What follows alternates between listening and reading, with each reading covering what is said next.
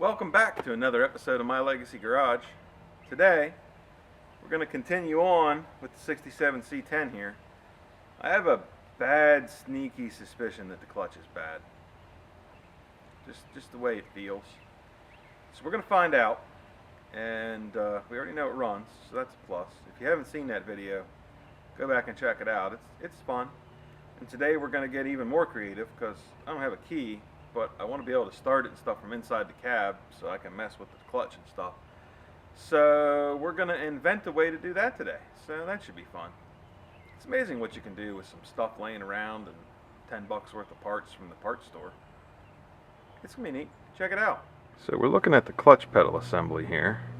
Go ahead and push it in, AJ. And it looks like everything's moving. Out. In.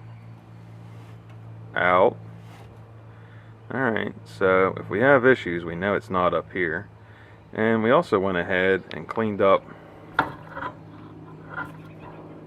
the shifter and went ahead and greased it up good, because I'm going to tell you what, it was stiffer than molasses in February.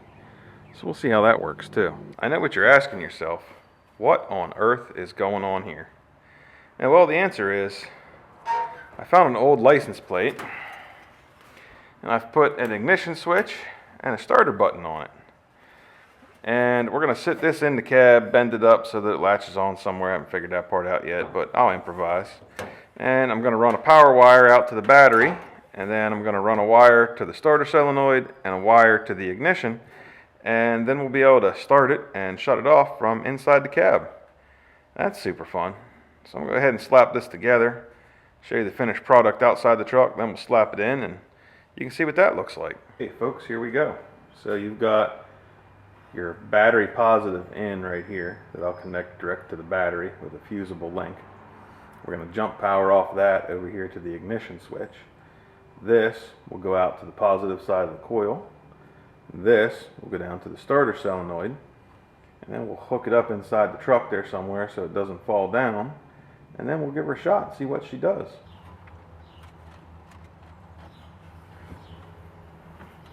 Got it. This is our battery positive cable. So we're going to run it through here. It's convenient. Zip tie. Get it out of the throttle linkage because that's not good. There we go. And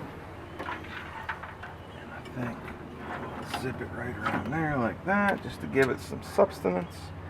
And there's our positive battery cable.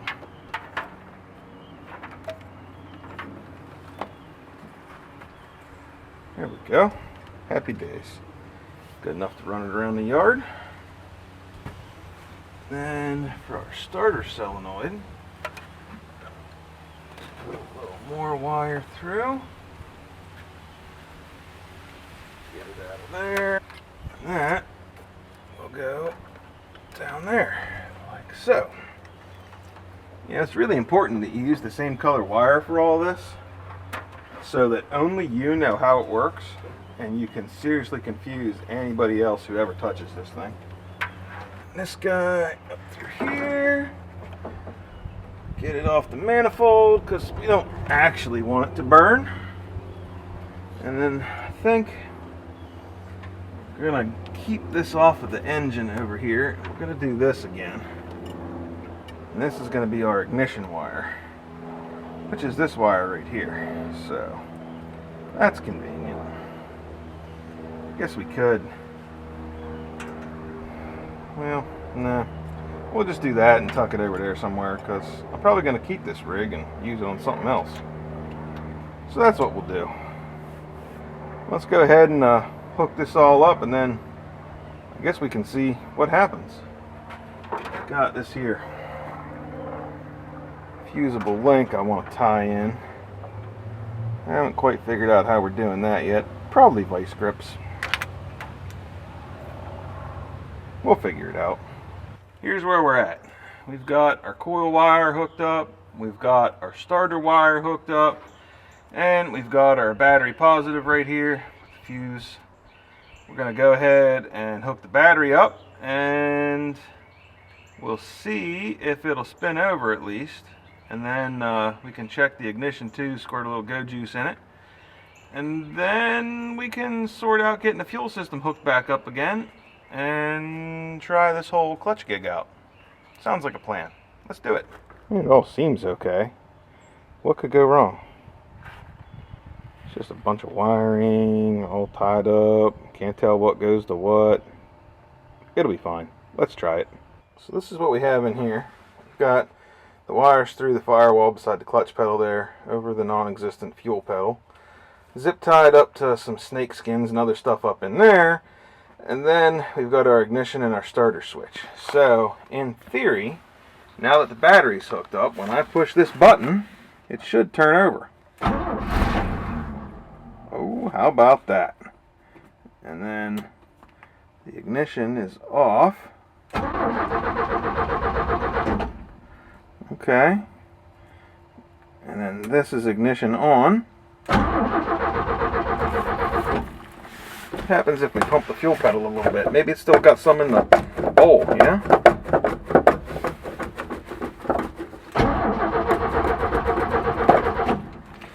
Or not. Alright, well, let's get some fuel hooked up. Alright, moment of truth. Got our fuel tank up top here. Primed her up. We're going to go ahead and hit the ignition, hit the starter, and see if she runs. So we've got ignition, fuel pedal,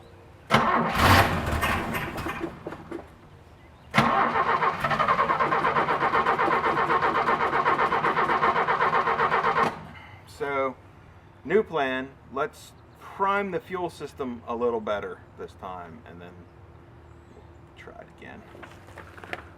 We're going to try and start it again now that I actually pumped it up till it filled the bowl. So hopefully we'll have a little better luck this time. Alright, we got a little shot in there. Let's see what she does now.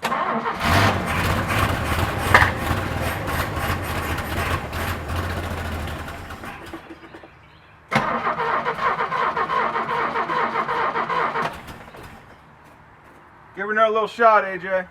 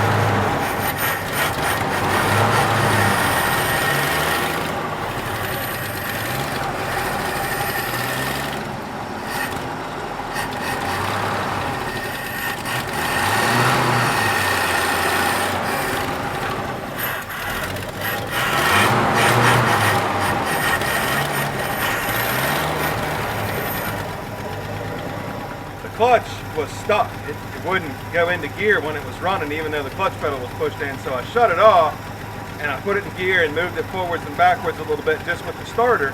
And now it seems to be working okay. So that's where we're at. All the way towards you and up. All right. Little fuel and ease the clutch out. That's a lot of fuel.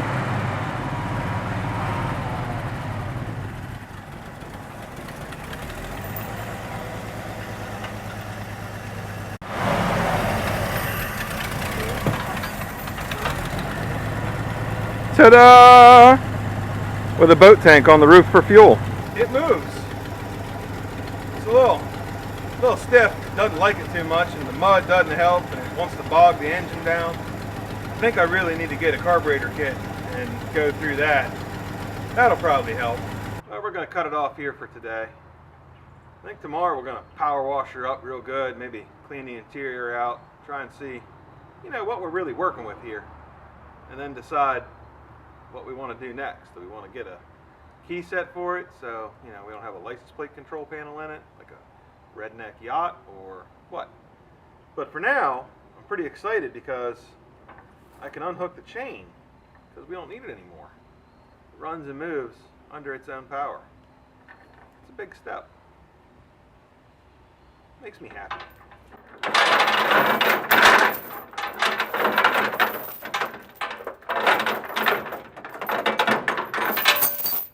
See y'all tomorrow.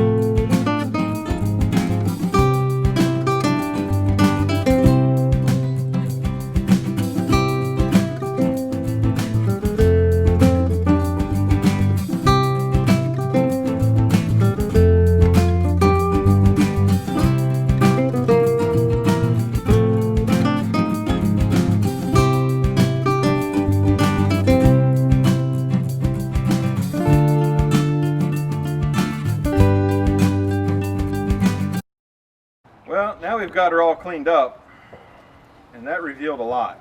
Let me take you around and show you what I found. It's not good. It might even be this truck's death sentence. Let's start with the worst here, which is I opened it to start power washing the interior, and I saw this with screws in it, and I was like, what is that? So then I did a little more digging, and I found out that somebody has already tried to patch this, and it's really, really rotten. The floorboards themselves inside, they're not so bad, but out here in the rocker, the bottoms of the doors are just toast. And that's not all. Let's move on. The bottoms of the fenders, of course, are completely rotted out, and somebody's tried patching them up. But they're also dented up. So, and it's like this on both sides. The hood, we already know, the whole front edge of it's rusted out. It's got rust holes coming down through from the top. So basically the entire front clip is garbage. It needs a whole new one. As far as the cab goes, in addition to the rockers and the floors, the cab corners are shot, and somebody has already tried patching them up with a bunch of Bondo, so you got to cut all that out.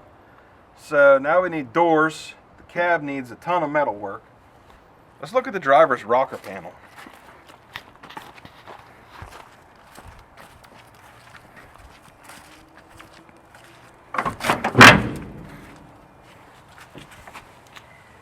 Same story on this side. It's rusted through real bad here, right in the edge of the floor pan. The seat belt, where it goes down through, that's all rusted out real bad. The cab supports are complete junk. So you're talking a lot of metal work on this cab to save it. Now, I'm not saying it couldn't be done, but it's not going to be done by me. That's too much for me to get into. That's for somebody who wants to take the time and, a couple of years tinkering around out in their garage and mess with this thing. And that's not really how I roll.